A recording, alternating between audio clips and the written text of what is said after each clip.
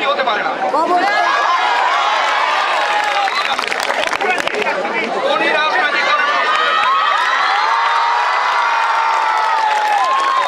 সত্যি কারণে আমিও ওনার অবিলম্বে পদত্যাগ করছি।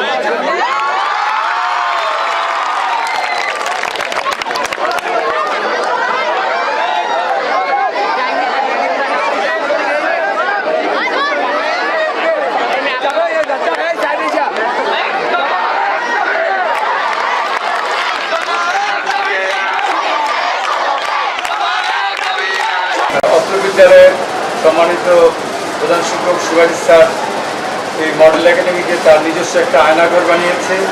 সে তার ইচ্ছামতো শিক্ষকদেরকে গালাগালি বকাবকি অকথ্য ভাষায় যেগুলো বাপ মা তুলে গালাগালি করে এবং স্কুলেই বলে যে সকল শিক্ষককে সে ঘাট ধরে বের করে দেবে, এই ধরনের ভয় দেখায়, সে জুতাটা পিটাই দিবে, এই ধরনের কথা বলে, চোরের বাচ্চা জানারের বাচ্চা নানান ধরনের সে অকথ্য বাপ মা তুলেও গালাগালি করে, শালা বলে গালাগালি করে।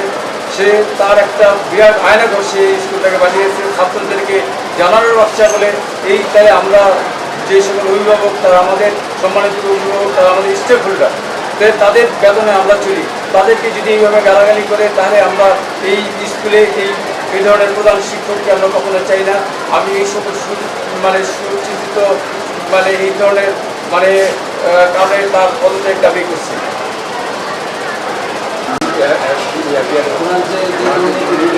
উনি পূর্ববর্তী যেই প্রধান শিক্ষক ছিলেন, উনি তৎকালীন প্রধান শিক্ষককেই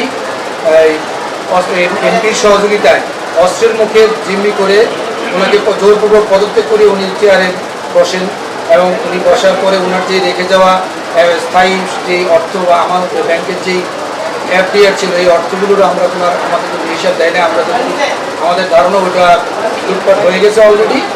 তারপরে আমাদের উন্নয়নের কথা বারবার শোনানো হয়, কিন্তু যেখানে 2 কোটি টাকার বিল্ডিং করা যায় সেখানে 5 কোটি 37 লাখ টাকায় নিজের মতো করে উনি বিল্ডিংয়ের টেন্ডার নিয়ে নিজের মতো করে কাজ করতেছেন। প্রত্যেকটা কেনাকাটাতেই আমরা যেটুকু আমরা উপলব্ধি করতে পারি যে প্রয়োজনের চেয়ে অনেক বেশি অর্থ দেখানো হয়।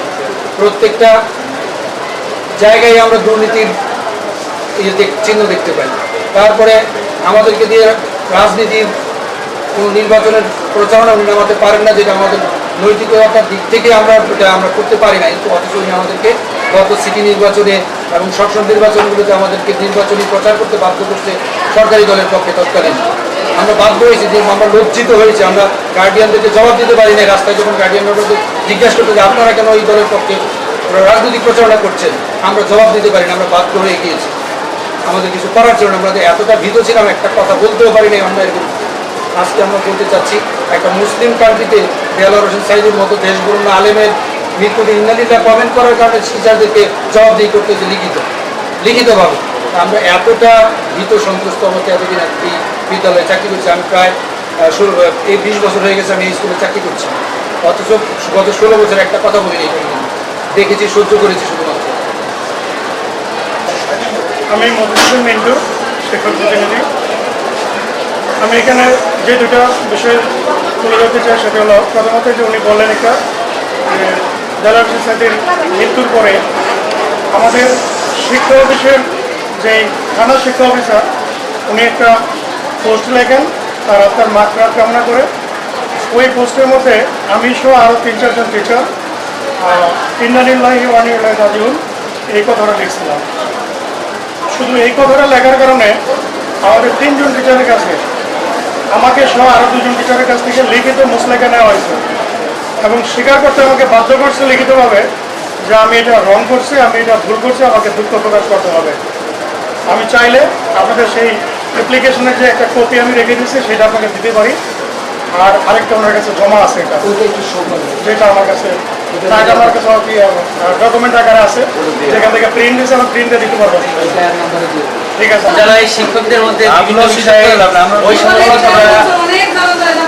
বেতন কাঠামো টাইম স্কেল না দেওয়ার ঠিক মতো, বিশেষ করে আমিও বৈষম্যের শিকার। এখানে আমার টাইম স্কেল 1-1.5 বছর আগেই হয়েছে, আমাকে দেওয়া হয়নি। তার প্রভাব দেখি আমার একটা ইনক্রিমেন্টও দেওয়া হয়নি। বিদ্যালয়ের সব শিক্ষক কর্মচারীদের মধ্যে এই ধরনের বৈষম্য সৃষ্টি করা, ওনার পছন্দের ব্যক্তিদেরকে সুবিধা দেওয়া, অপছন্দের সুবিধা না দেওয়া। দেখা যায় যে যারা সিনিয়র শিক্ষক তাদেরকে উনি পিছনে ফেলিয়ে রাখে, জুনিয়রদের সামনে টেনে, ইত্যাদি বিষয়ে অনিয়ম অশৃঙ্খল এবং দুর্নীতির কারণে আমরা সবাই এতদিন যাবৎ বৈষম্য শিকার হয়ে আছি।